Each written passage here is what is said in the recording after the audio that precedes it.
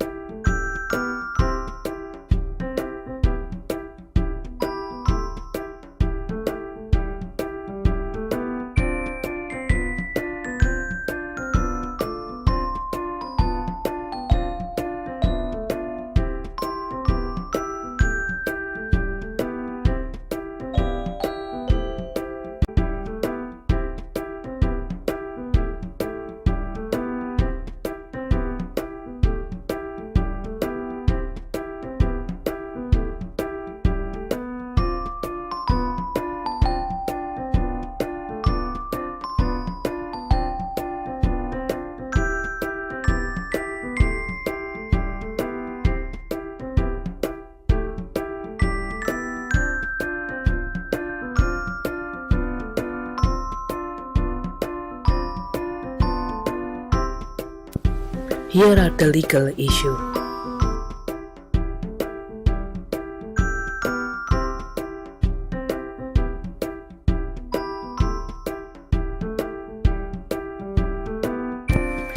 Eagle Bus Manufacturing involved in this case was an organization that used to manufacture and also sell buses, and it had its office in Texas. It was a subsidiary company of Greyhound Lines. John Blondek, who is one of the defendants of this case, was the president of Eagle Bus Manufacturing.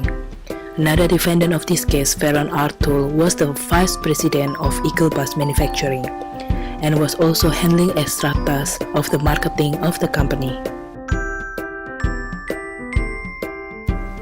The two Canadian defendants, including Lowry and Castle, where Lowry was the vice president of STC, where STC is publicly owned corporation owned by the government of the province, and Castle was the president of STC as well.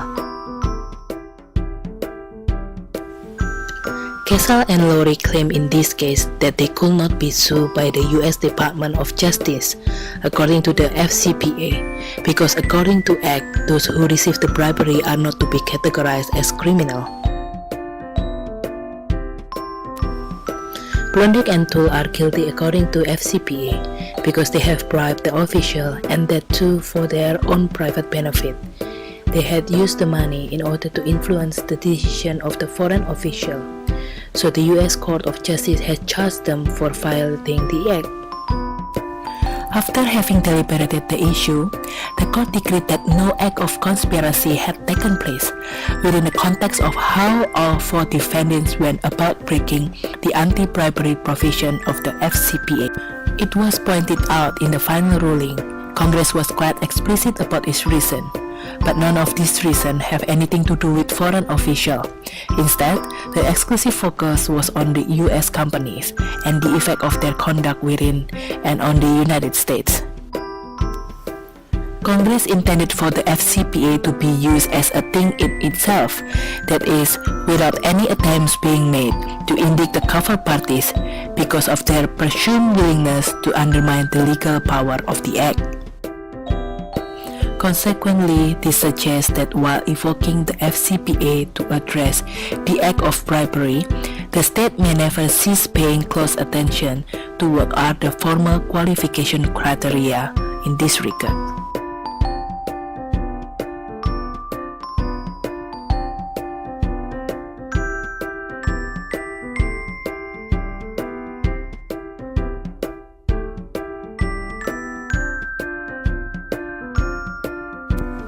One of the cases that were included in the memorandum was the case of Ghiberti versus United States.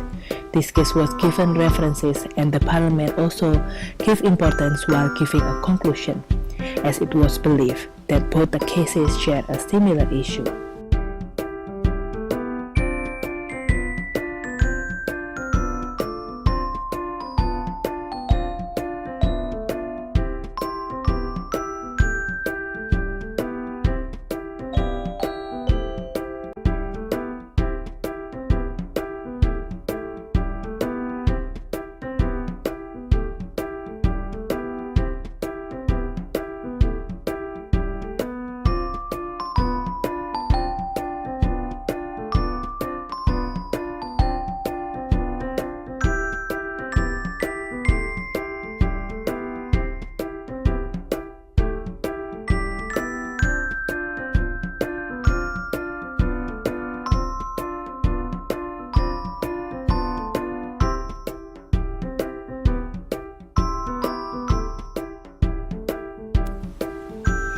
Against the court decision, defendant Castle and Lowry may not be prosecuted for conspiring to violate the Foreign Corrupt Practices Act, and the indictment against them is dismissed, even though it did not take place during the same hearing, but the charge of conspiracy against Blondek and Tull were dropped as well.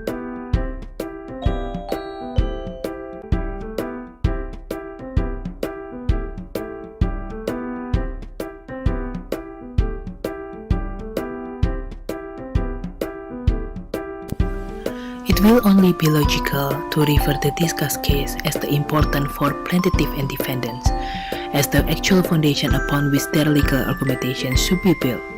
Both of these notions are closely interrelated, which means in the legal reasoning and the formal should not be prioritized.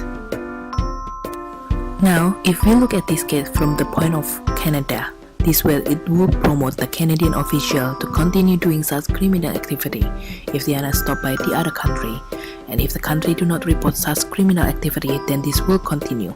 They would have been punished by the Canadian government.